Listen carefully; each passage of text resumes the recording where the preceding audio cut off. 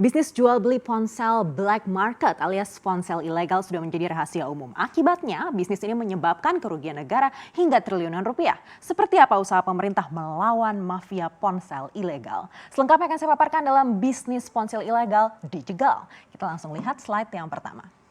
Rencana pemblokiran ponsel black market ini banyak pihak yang mengatakan bahwa maraknya bisnis ponsel ilegal di Indonesia bisa bertahan karena didukung oleh banyak pihak. Buktinya berkali-kali pemerintah berusaha untuk memblokir ponsel ilegal tapi sampai sekarang juga tidak kunjung berhasil. Kalau kita ingat wacana ini sudah disebut oleh Kemenperin ini sejak tahun 2017.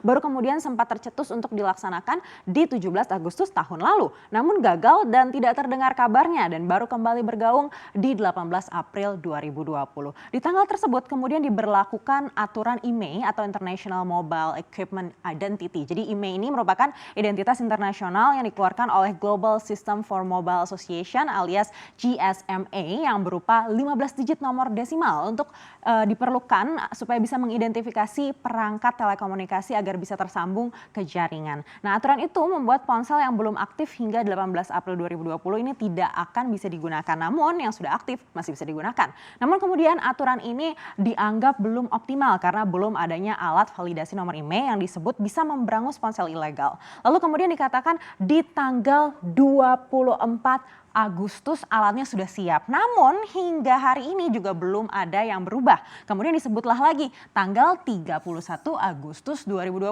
ini. Kira-kira bakal tepat janji atau masih PHP juga? Disebutkan berbagai kendala yang menyebabkan molornya efektivitas aturan IMEI. Yang pertama ini adalah terkait alat validasi yang bernama Central Equipment Identity Register atau CEIR yang belum juga diserahkan. Alat ini tugasnya memverifikasi data dari mesin EIR yang ada di sisi operator seluler untuk memblokir ponsel ilegal tersebut. Alat ini dibeli oleh operator dan akan diserahkan ke pemerintah yaitu Kementerian Kominfo setelah seluruh proyek timelinenya selesai.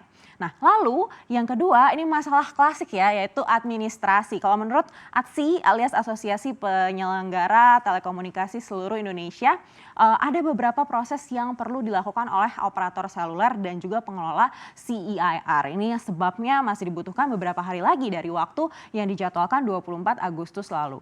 Lalu berikutnya adalah serah terima database. Jadi kalau menurut ATSI juga pihaknya juga masih menunggu nih database yang berisi TPP impor dan TPP produksi dari pemerintah. Ya ini kembali lagi ya sebagai data untuk mencocokkan seperti poin pertama yang sudah saya jelaskan tadi begitu ya. Lalu selain alasan-alasan ini ya sekali lagi masalah klasik terlalu banyak tahapan katanya ya. Ini yang selalu menjadi alasan tertundanya sebuah kebijakan.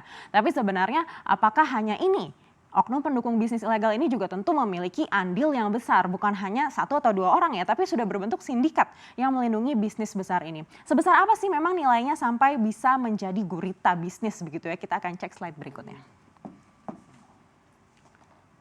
Jadi kalau menurut Asosiasi Ponsel Seluruh Indonesia alias APSI dalam setahun ada sekitar 45 juta hingga 50 juta unit ponsel dijual di Indonesia. Nah 20%-nya ini adalah ponsel ilegal. Maka jumlahnya ini kalau kita hitung ini sekitar 9 juta per tahun begitu ya. Kita pukul rata saja ya kalau harga ponsel BM ini 2,5 juta meskipun kenyataannya banyak juga yang dijual di atas 10 juta rupiah ya. Tapi kalau 2,5 juta saja maka nilai bisnis ponsel ilegal ini sudah mencapai 22,5 triliun rupiah. Nah inilah yang membuat bisnis ponsel ilegal ini terus tumbuh dan disokong oleh kekuatan yang bisa membuat peredarannya tidak terkontrol bahkan terus membesar. Padahal negara kita saat ini sedang membutuhkan banyak dana ya untuk menangani COVID-19. Bahkan APBN juga sudah defisit hingga 330 triliun rupiah. Di sisi lain industri juga terus tertekan. Adanya peredaran ponsel BM yang dijual lebih murah tanpa membayar pajak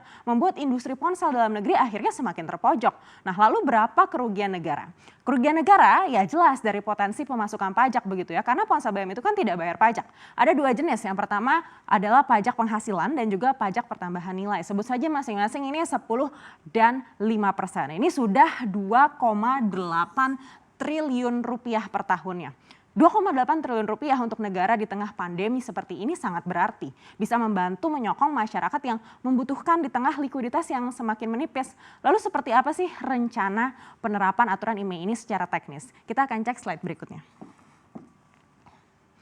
Nah, berikutnya adalah penerapan aturan. Jadi bagi Anda di rumah yang mungkin tidak tahu juga ponselnya black market atau tidak, nah ada baiknya Anda cek dulu email ponsel Anda terdaftar atau tidak. Karena kalau sudah diterapkan, maka ponsel black market akan otomatis tidak dapat digunakan. Nah, mesin CEIR ini akan dikendalikan oleh Kemenperin dan berfungsi memverifikasi data dari mesin EIR oleh operator. Bila emailnya tidak terdaftar, maka dampaknya ponsel Anda tidak akan mendapatkan sinyal dari semua operator seluler yang ada di Indonesia. Tidak bisa digunakan untuk telepon atau membuka aplikasi dengan internet. Jadi ya mungkin Anda bisa pakai untuk foto-foto aja ya atau untuk membuat konten sosial media gitu. Tapi kalau ketika mau diposting nggak bisa juga gitu kan. Nah, caranya gimana? Caranya Anda masukkan 15 digit nomor email Anda ke situs resmi Kemenperin. Nah, selain aturan yang ditetapkan untuk ponsel yang sudah tersebar di masyarakat, ada juga aturan dari Bea Cukai untuk mengontrol pembelian ponsel dari luar negeri. Nah, seperti apa?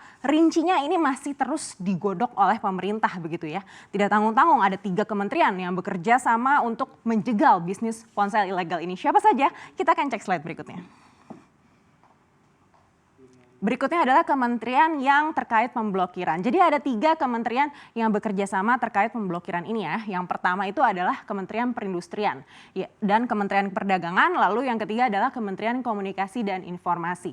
Dari Kementerian Perindustrian ini bertugas untuk memberikan kontrol penuh atas mesin CEIR, di mana industri ponsel menjadi pihak yang juga terdampak penuh karena adanya peredaran ponsel ilegal. Nah, berikutnya Kementerian Perdagangan jelas karena untuk melindungi persaingan usaha elektronik dalam negeri dan juga memberikan perlindungan pada konsumen. Selanjutnya, Kementerian Komunikasi dan Informasi ini untuk memastikan hubungan dengan operator itu lancar dan data pengguna tidak akan terganggu karena adanya penerapan aturan email ini. Kita akan lihat nanti apakah 3 kementerian ini bisa efektif melawan sindikat di balik penjualan ponsel ilegal atau ternyata melempem juga. Kita tunggu nanti penerapannya seperti apa ya.